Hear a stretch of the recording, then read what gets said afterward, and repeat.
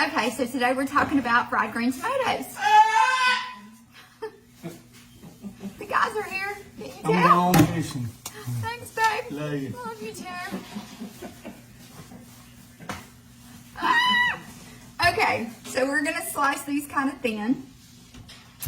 Dang, you get my babes? Okay, they're gone. Fried green tomatoes are a southern favorite, and we are going to do a start to finish here, okay? So you're gonna need a sharp knife. Sometimes cutting tomatoes, having a serrated knife works better. When you're dealing with green tomatoes, they're a lot harder, so a regular knife just goes straight through. Now, I'm going to take this top off because I don't want to fry that skin on there like that. So I took the core out of the middle, and now I'm going to take this first slice, just kind of thin, to take that top off, because I just don't like that part. I don't.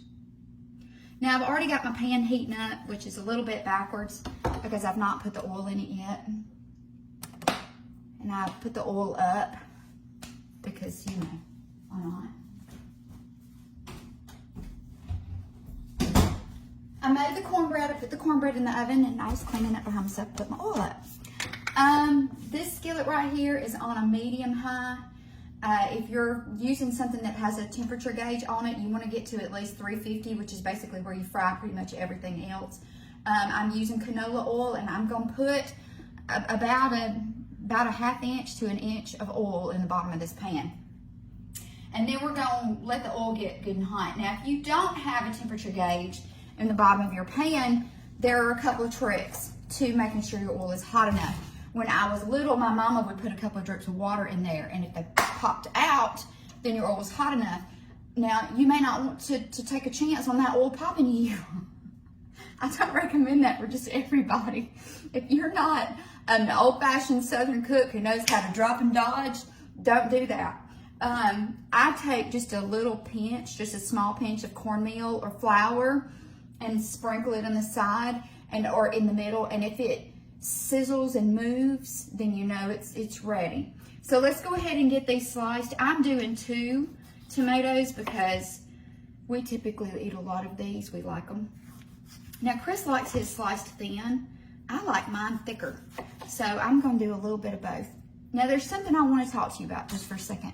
Do you see how this tomato has already started turning on the inside? To me, personal preference here, if you get one that's a little orangey pink on the outside, instead of this really dark green, it's got a little where it's starting to turn. They're a little more tart, and personally, I think they taste better. So I like having that color in there because I like that sour tart taste. That's just my favorite. And again, personal preference. Remember, they don't have any acid in them when they're green. When they start to turn is when they get the acid. You see, it's getting kind of hard to hold on to because it's wet and slick. So I'm just going to stick a fork in there, and that way I don't have to worry about getting my fingers or anything else. And they make wonderful little slicer things. If you've got one, then that's great and all. I don't. And so this is just what I'm going to do today. Now that's a little bit thicker slice, so I'm going to set that one to the side for me. And the rest of these are sliced fairly thin for everybody else. Now, while the oil's finishing up getting hot, we want to get our batter mixed up.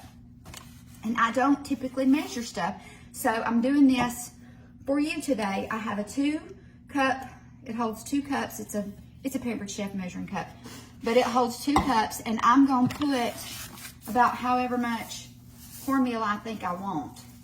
And then I'm going to top it with some self-rising flour. I'll do a little more than that. Okay. Since I'm doing 2 tomatoes. All right, I have 1 1/3 cups.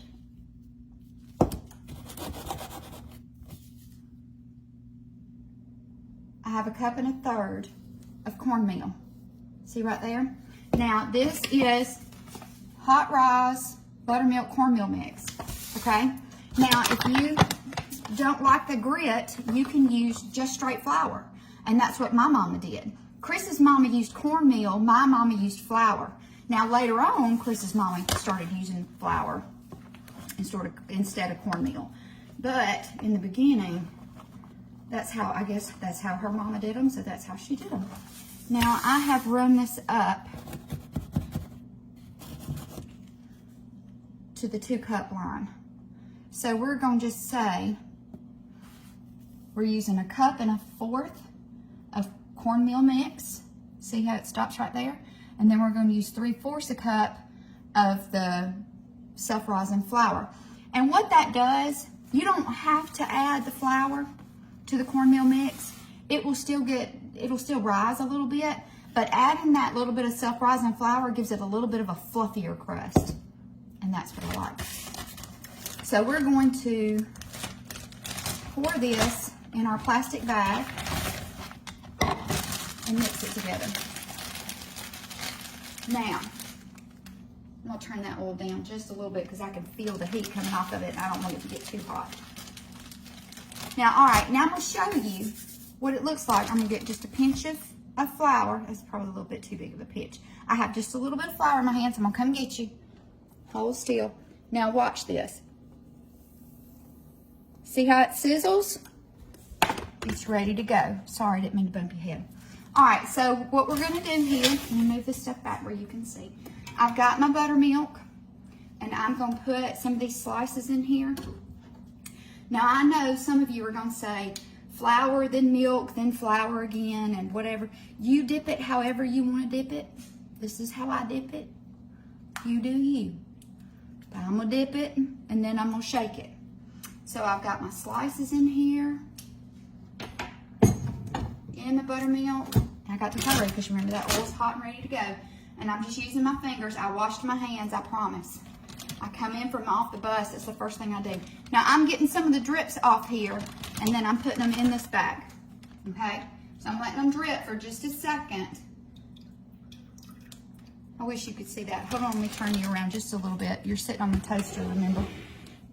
There we go. All right, so we're going to let it drip just for a second and put it in here and let it rip. But no, when I get off the bus, that's the first thing I do is wash my hands. Because you just don't know. I just recently got all my students back. I transport 30 to 32 kids every day, which is rather light as far as routes go. I know some people with the same size bus I have like 50 students on their buses. But my route's a little light this year. I did have almost 50 students 2 years ago. All right, now you see this? It's got a nice thick coat on there. We're just going to, remember, drop it in so it goes away from you so it doesn't drip on you. So we're going to give it just a little bit of a shake and put them in this pan. Now watch, some of them will stick together and you'll have to separate them and pat it down into that meal to get it in there. Now when these start turning brown around the edges, that's how you know it's time to flip them. But you don't want to just keep flipping and flipping. I'm going to turn that down just a little bit more. Now we're at a little below medium heat. See, I was just being in a hurry, wasn't I? All right, I got 5 slices in there, and I'm going to leave them. I'm going to rinse my hand off. I typically use a fork for stuff like that just because I don't like getting the club finger thing going. And a fork works for me. Oh, that's that thicker slice. Okay, I'm going to show you. I'll try not to bump your head. I'm going to come get you. Hold on. See? Okay. All right, I need to get something to drain them on, and I will be right back. Okay, so I have a couple of paper bags in here, and then I'm putting a paper towel over the top of those because I don't want those paper bags to touch my food. And then I'm gonna set this little rack right over the top of that. And I know that seems like a lot, but it just works. Okay, these are ready to flip. I'm gonna come get you. I know, we're going back and forth a lot today, aren't we? 360. Okay. So let's flip them. Again, we're flipping away from us so that we don't get it on us. That oil is hot, and I don't feel like getting hot. Okay. Ooh, those are pretty. Pretty, pretty, pretty. Okay. So I have peas and sweet potatoes in the oven. No, I said that wrong. I have sweet potatoes and cornbread in the oven. And peas on the stove back here. And then I'm going to make a couple pieces of country fried steak for Chris. And Sarah and James are having their dinner grilled instead of fried. But you know, country fried steak is Chris's favorite. And it is Monday, and I try to make Mondays happen for everybody because nobody wants to go back to work after being on the weekend. So that's why we change sheets on Monday and we cook something yummy on Monday. Just try and give something positive to going back, starting the work week on a Monday. So think of a happy thought. These look like they're almost done. Yeah, okay. So I'm going, I know, somebody out there is going, there she is with that fork again. Please don't worry, people don't bother me. I've gotten used to it. All right, we're going to get these out of here. That's helpful. All right, we're just going to let this drain. You see some of that oil is dripping out. And we're going to set them over here and let them cool just a little bit. Now, self-rising flour and the hot rice cornmeal mix both have salt in them. So I am just going to lightly salt them now that they've come out. And I'm only doing that on one side. I'm not fixing to flip them around and over salt them. We're just going to salt one side. So I've got my salt shaker. Watch me. Just a little light. And that's it. That's all it needs. And we'll get our next round going. So here I am. I've got my tomato ready to go. Laying it in there away from me. Round 2, baby. I'm fishing, but I don't feel that. Oh, there's one. I think that's it. All right. Let me rinse my hands.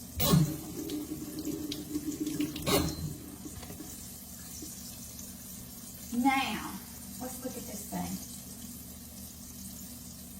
Yep, that's hot. You would have thought I would have known that since I did just pull it out of the oil, didn't I? Please excuse my reach. I am trying to get a plate. Probably should have done that first too. Here's my plate. All right. Here is my fried green tomato. And it is angry at me. It's good. It's really good. And if I had any sense, I would wait for it to cool off. All right, my hands are shaking today, so they've just gotten ready to shake worse and worse. See, my fried green tomato. I'm telling you, it's gonna get where before long I can't hold on to nothing. Y'all, it's so funny when I put my makeup on in the mornings and I'm trying to do eyeliner.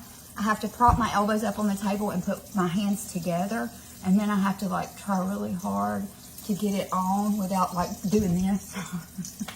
It's crazy. But it does run in my family. My daddy had it, my sisters got it, my aunt has it. Thanks, Dad. Well, that's good. All right. Fried green tomatoes. Y'all be sweet. Bye.